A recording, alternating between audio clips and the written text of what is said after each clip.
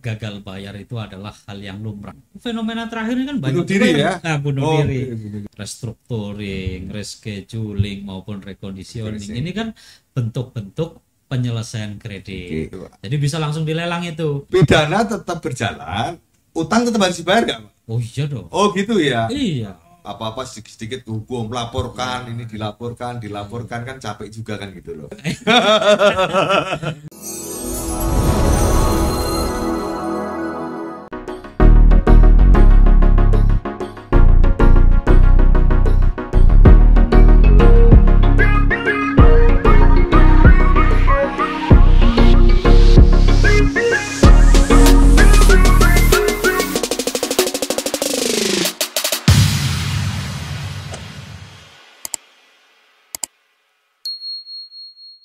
Halo Sukmania, selamat berjumpa lagi dalam Bang Sukma Podcast. Kali ini kita mau membicarakan masalah upaya-upaya dalam penanganan jaminan pada waktu debitur melaksanakan prestasi atau debitur tidak kooperatif. Ya, sebelumnya saya ucapkan terima kasih Sukmania yang telah menyimak acara Bang Sukma Podcast dari YouTube dari awal sampai akhir sehingga Sukmania tahu, Sukmania mengerti, Sukmania tambah pengalaman tentang hal-hal yang berkaitan dengan hukum. Pada podcast sebelumnya kita akan bicara masalah perjanjian kredit, hak dan kewajibannya apa terhadap Sukmania, terhadap nasabah, terhadap debitur. Tapi sekarang di kesempatan kali ini kita membicarakan bagaimana kalau debitur itu bandel, debitur itu tidak kooperatif. Nah, bagaimana pelaksanaannya kreditur menggunakan haknya. Pada kesempatan kali ini tetap kita masih mengundang narasumber yang piawe atau ahli di dalam bidangnya yang pernah melakukan eksekusi terhadap jaminannya. Selamat datang Pak Fakihuddin SHMH. Selamat datang. Selamat. Gimana, sehat Pak? Alhamdulillah, Alhamdulillah. Gimana kemarin setelah podcast di Bang Sukma sebagai narasumber, wajah Bapak kan udah mendunia kan? Terkenal di seantero Depok, minimalnya segitu buat gitu. Jadi begini Pak Edi, Iya, gimana? ada yang lucu adalah setelah podcast kemarin, Iya. tiba-tiba ada yang hubungi saya Hubungi itu, saya. salah satu direktur dari BPR Eh, yang kemudian meminta berkontrak. Udah. Jadi gara-gara podcast ini nambah satu klien kontrak. Oke, luar Gitu. biasa. Menambah berkah ya Pak ya. Ya itu. Ya sisi positifnya kan mesti ada. Segi positifnya udah ada. Kita juga Pak Fakih untuk itu kita kan di sini sebenarnya kepedulian Bang Sukma Ya, kepada Sukmania khususnya ya. umumnya terhadap masyarakat Depok biar mengetahui, mengerti apa sih konsekuensinya hak-haknya yang kemarin kita bicarakan perjanjian kredit dan sebagainya. Kalau memang tidak bisa membayar, tidak bisa mengangsur, alangkah baiknya ya komunikasi dan Betul, sebagainya kan.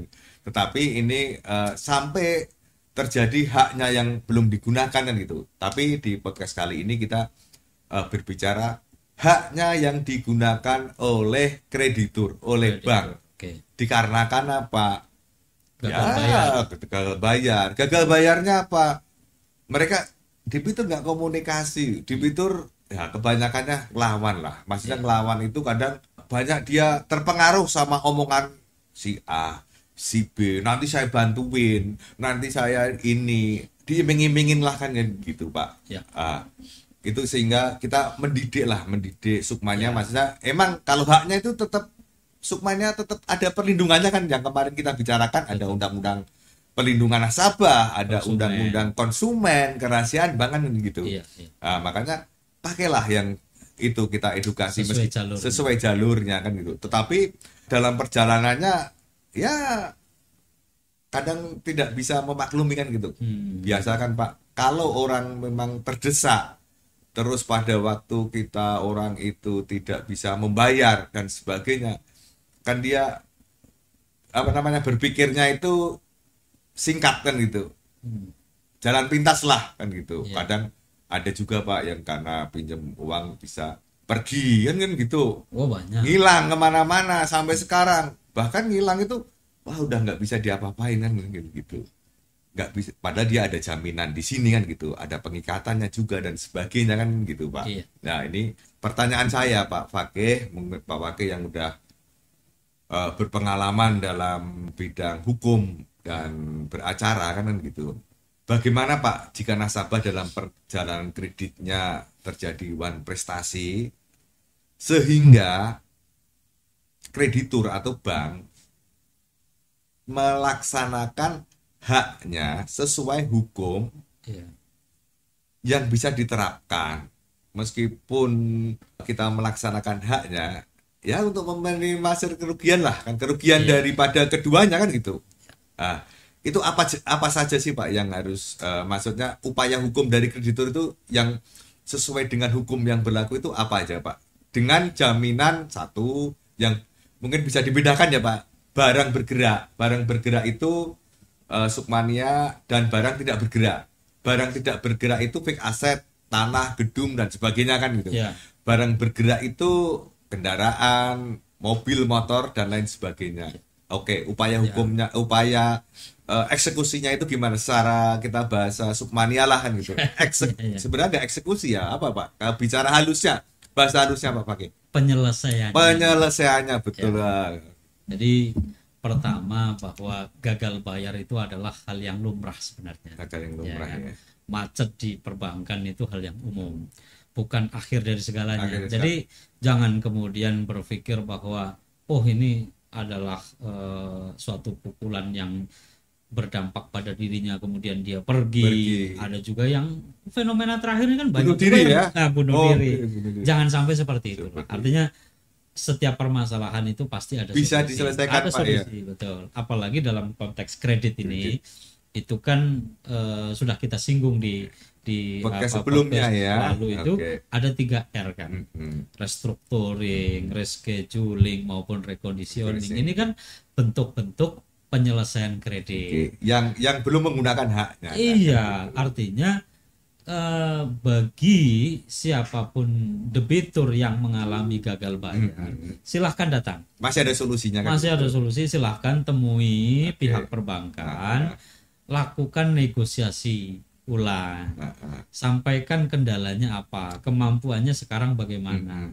Kalau misalkan terjadi penurunan pendapatan, bisa kok angsurannya dikecilkan, tenornya dipanjangin, ini bisa. Kita bicara itu kan kooperatif, ya, debitur masih mau komunikasi sama kreditur sama bank. Betul. Ini artinya jangan menghindar. Jangan menghindar. Jangan menghindar, tapi lakukan upaya-upaya itu. Yang saya tanyakan kalau dia sampai menghindar, malah dia kelawan kan banyak sekarang kita fenomena di sini kan banyak orang yang wah menguasai lahan apa dan sebagainya kan gitu Pak ya, sampai ada upaya hukumnya kan melakukan pelelangan kan gitu Pak. Ya. Bagaimana kita kriteria pelelangan terhadap menggunakan haknya tadi Pak? Ya. Selain tadi ya bahwa hak kreditur salah satunya adalah itu. Contoh misalkan terhadap jaminan aset tidak bergerak. Rumah misalkan. Setiap kredit pada umumnya itu ada perjanjian kredit, kemudian perjanjian tambahannya adalah hak tanggungan. Itu perjanjian tambahan. Iya, dia sebagai aksesorirnya, pelengkap. Nah, ini adalah hak tanggungan.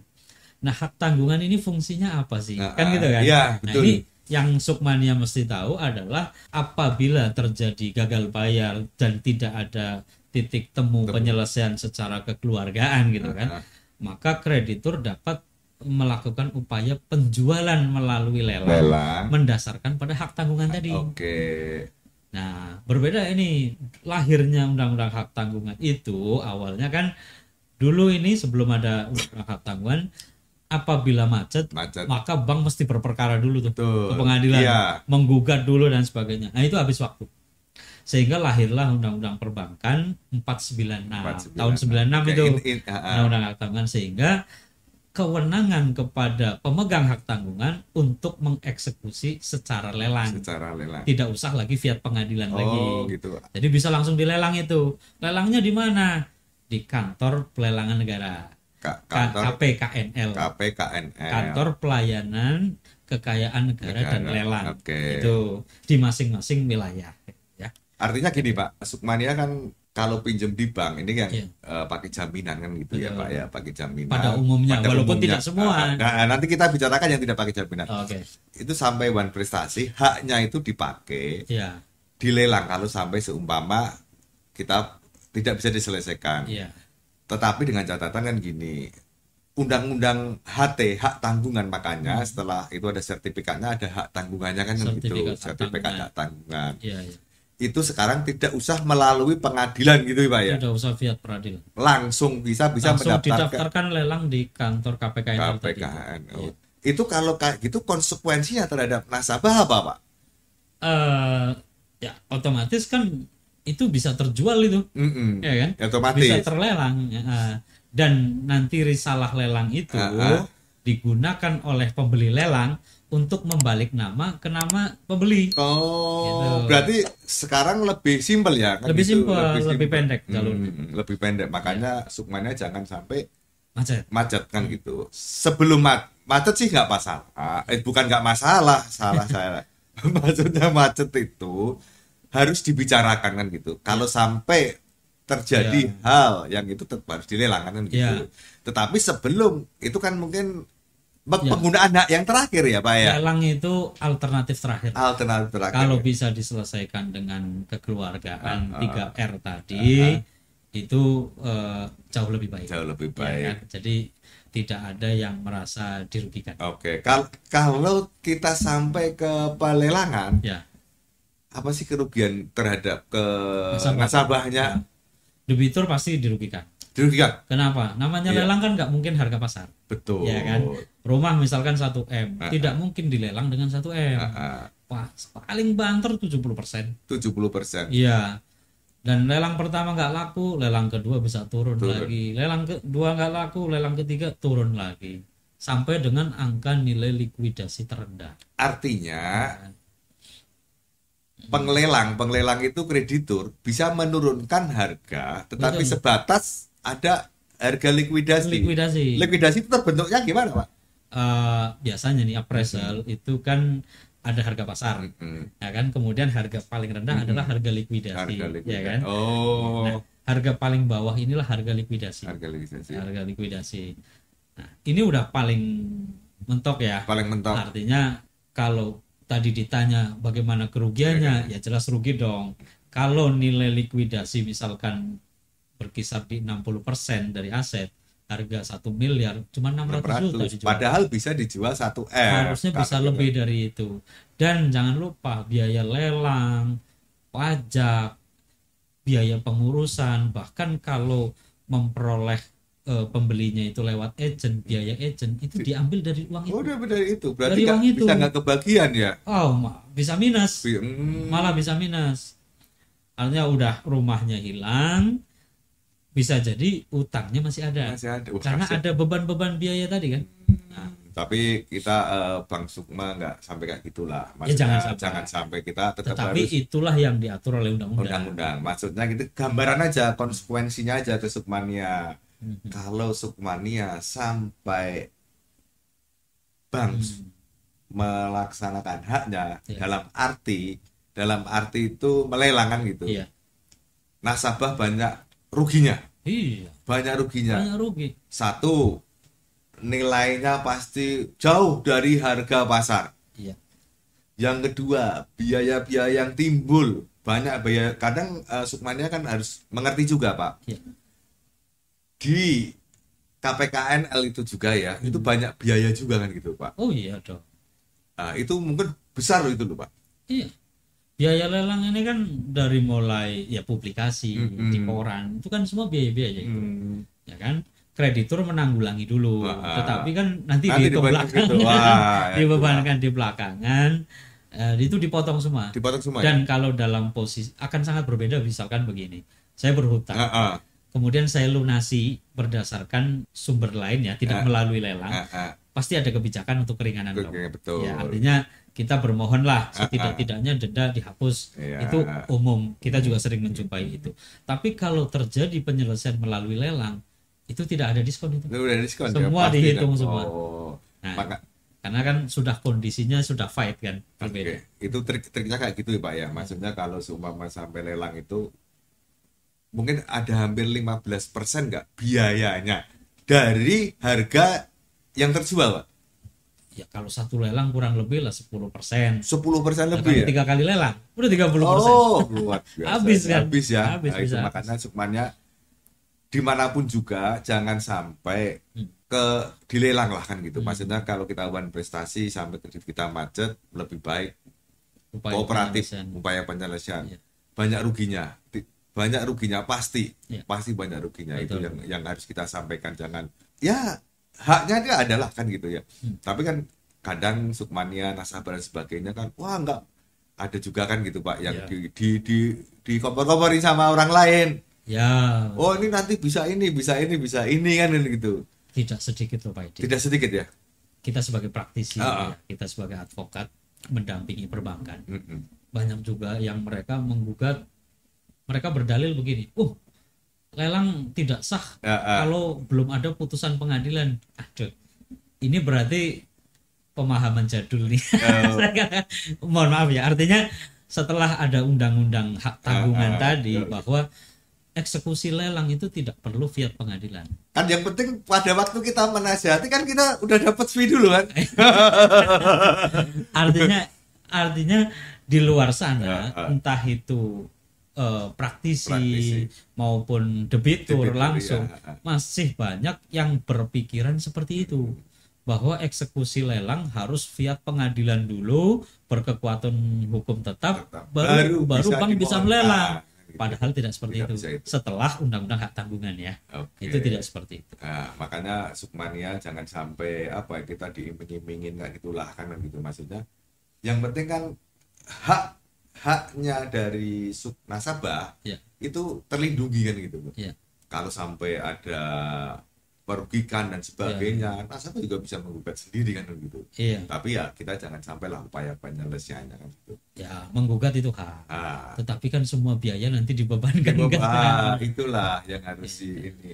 Beban itu harus ke sana, harus ke nasabah karena timbulnya itu yang kemarin kita bicarakan perjanjian kreditnya kemarin ya. Yang mengingkari perjanjian ini siapa? Yang gagal bayar ini siapa? Berarti dialah yang menimbulkan persoalan itu. Gitu. Dan secara umum itu biasanya sudah dituangkan di dalam perjanjian kredit. Biaya yang timbul oleh karena akibat kredit itu macet bermasalah, maka menjadi beban daripada debitur. Ya, nah itu seperti itu. Biasanya itu umum kok, banyak. Umum Pak, pada tahu ya, maksudnya nasabah kan artinya di PK yang saya tahu perjanjian kredit pada umumnya sudah ada seperti itu. Tercantum itu. Makanya sukmania juga harus tahu konsekuensinya lah kalau sampai menggunakan haknya sampai hal yang terpahit lah kan gitu Pak ya.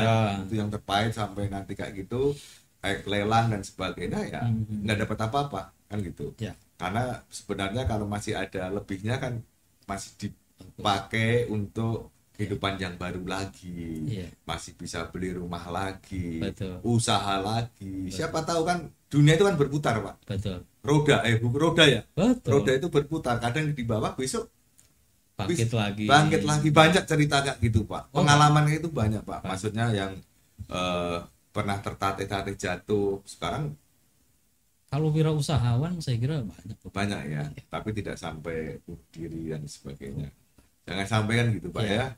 Ya kita mengedukasi tadi ya sukmania itu kami sendiri dalam hal menangani kredit macet itu kita undang, kita dengarkan dulu problemnya apa, kita coba cari titik. Diundangnya di kantor Bapak atau di kantor? Itu teknik. Iya, tapi seringnya karena yang debitur kan taunya kantor bank. Jadi untuk memudahkan lebih baik kami yang datang lah. Bapak daripada ke kantor kami kan. Agak sulit. Jadi kami datang ke bank. Ngirit lah nanti di kantor Bapak. Ya, kita di klien kita ya dalam hal ini perbankan. Kalau di kantor bank kan dikasih kopi kan gitu. Biar reda gitu. Iya. Enggak panas. Ya, yang jelas hati boleh panas, kepala harus dingin.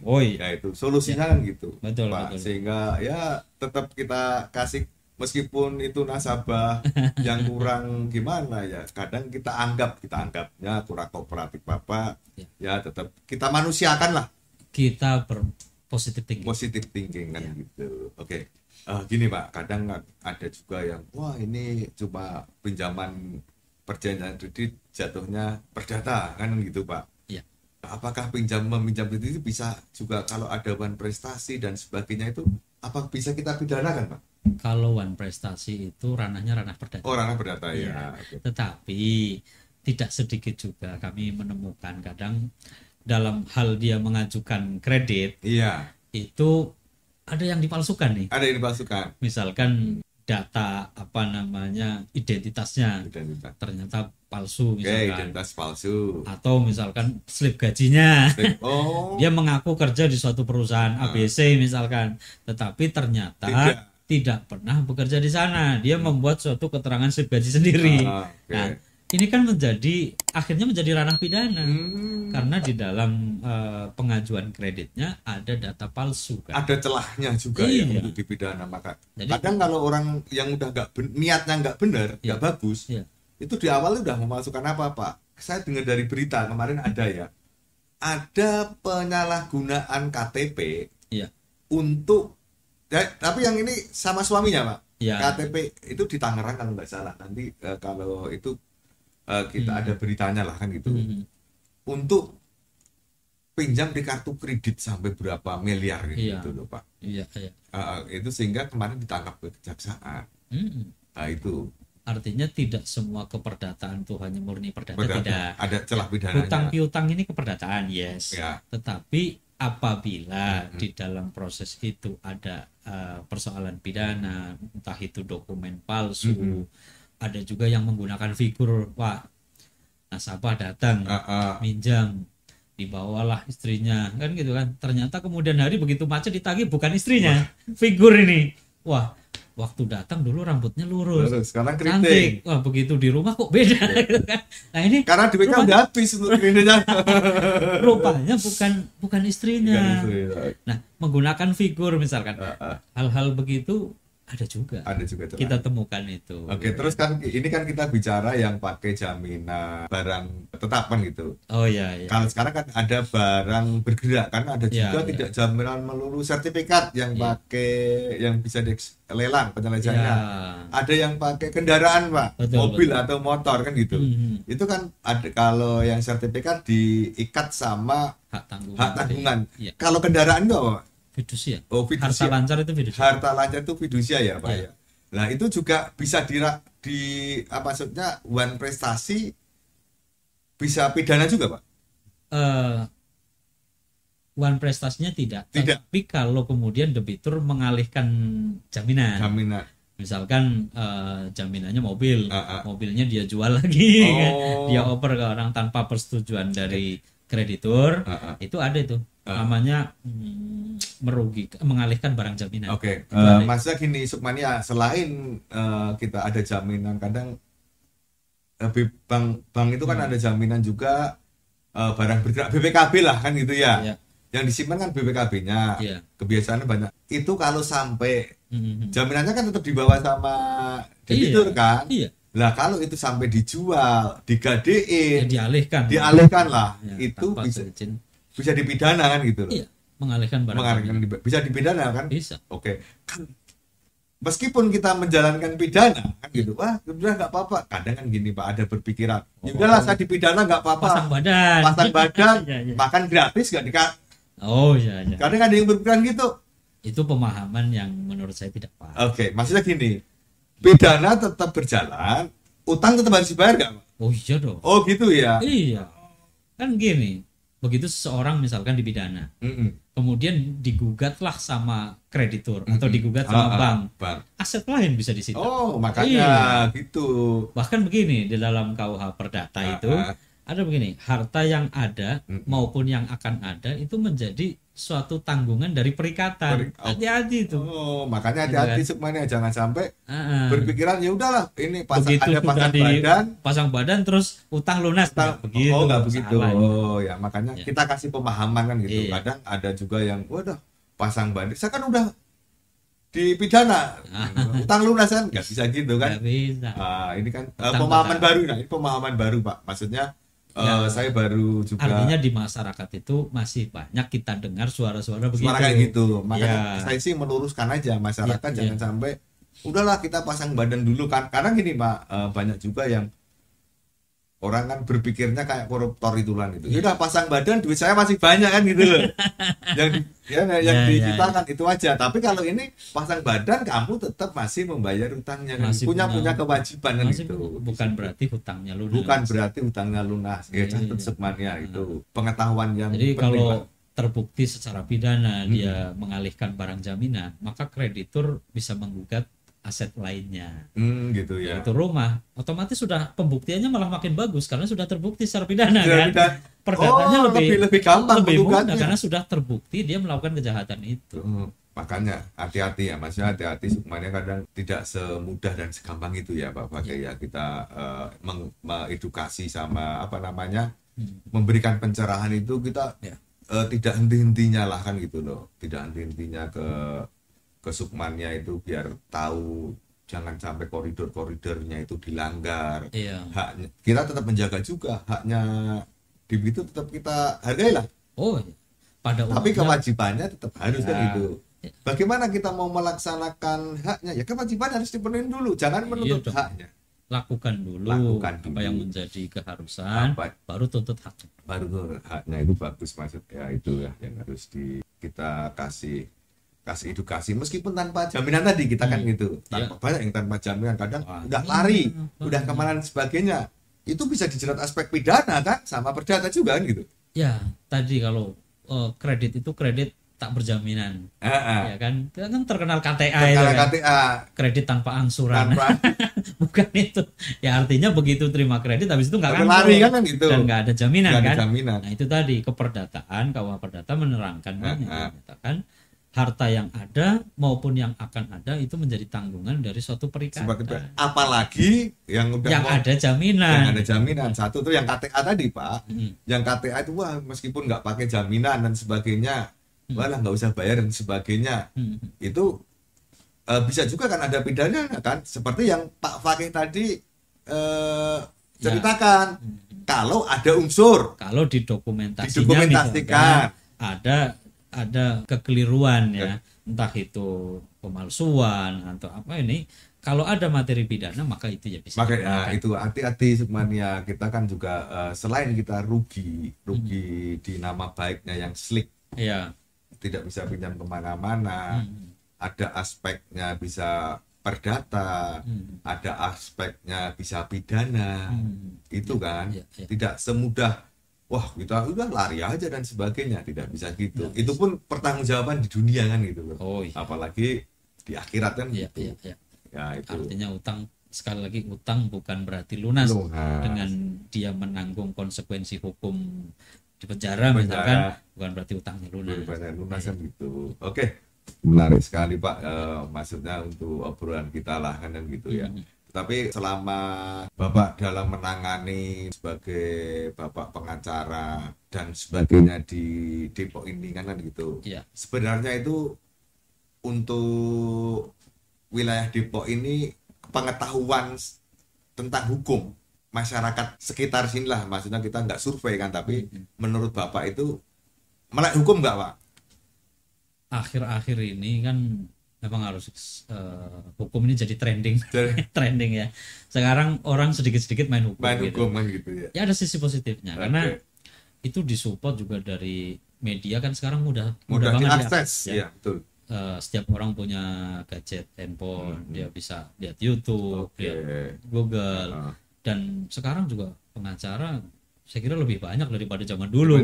Sekarang itu banyak banget dan lembaga swadaya masyarakat dan sebagainya, mereka lebih mudah mengakses dari sumber-sumber tersebut, sehingga sedikit-sedikit dia melakukan upaya hukum. Ya.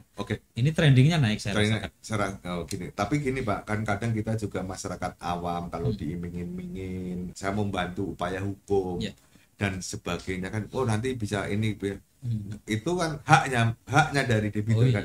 Tetapi Pak Fakih mungkin bisa maksudnya kasih saran-saran lah debitur kalau memang mau pakai ini yang kayak gini maksud saya koridor-koridornya yang umum lah kan gitu Pak. Saya kira begini, namanya upaya hukum itu hak, ya kan. Betul. Kita juga tidak bisa menghalangi orang untuk tidak berbuat, untuk tidak bertindak atau menempuh upaya hukum kan tidak bisa. Karena itu hak masing-masing.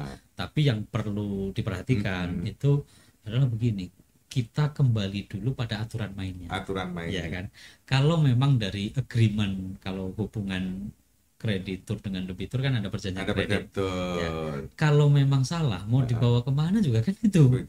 Iya kan? Itu yang terjadi. Dan aturan main di antara dua belah pihak ini adalah perjanjian kredit. Itu. Ya kan? Ujungnya di situ ya. Iya dong. Perjanjian adalah hukum bagi mereka yang mengikatkan dirinya dalam perjanjian itu.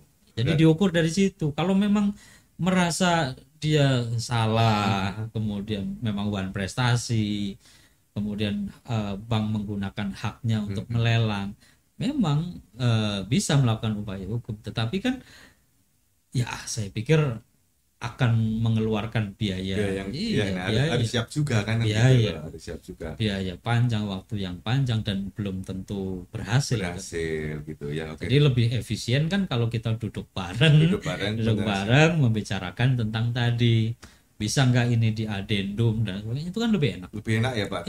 Tidak terlalu apa-apa, sedikit hukum laporkan, ini dilaporkan kan capek juga kan gitu loh. Satu, capek waktu, biaya, tenaga dan sebagainya kan gitu. Betul. Semua kan udah melek hukum semua kan gitu loh. Gitu Pak Fakih, menarik sekali lah sebenarnya. Tapi terhubung waktu yang udah hampir habis lah, terlalu singkat ini sebenarnya kan gitu. Nanti kita bisa besok terusin lagi gitu. Boleh. Mungkin Pak Fakih bisa mengasih saran-saran lah ke Sukmania terhadap apa yang kita bicarakan tadi gitu Pak. Iya, terhadap Sukmania ya yang kesulitan terhadap permasalahan kredit, silahkan temuin sajalah perbankan. Saya tidak bosan untuk mengingatkan itu, karena memang sebenarnya di sana banyak sekali solusi-solusi yang bisa didapatkan. Saya kira itu. Dan dalam hal mau melakukan upaya hukum, lihat dulu hak dan kewajiban. Saya kira. Oke, terima kasih Pak Fakih ya. Mudah-mudahan nanti kita bisa ketemu lagi Pak. Boleh Pak. Dan jangan lupa Sukmania, lihat terus dan tunggu terus di podcast Bang Sukma ini. Jangan lupa bunyikan tanda lonceng, subscribe dan like serta bagikan, sehingga informasi apapun tentang perbankan, tentang isu-isu yang ada di masyarakat, pokoknya pengetahuan lah Sukmania tahu. Terima kasih Pak kedatangannya. Oke. Mudah-mudahan Pak Fakih sehat terus. Ya. Terima kasih. Terima kasih. Oke. Ya.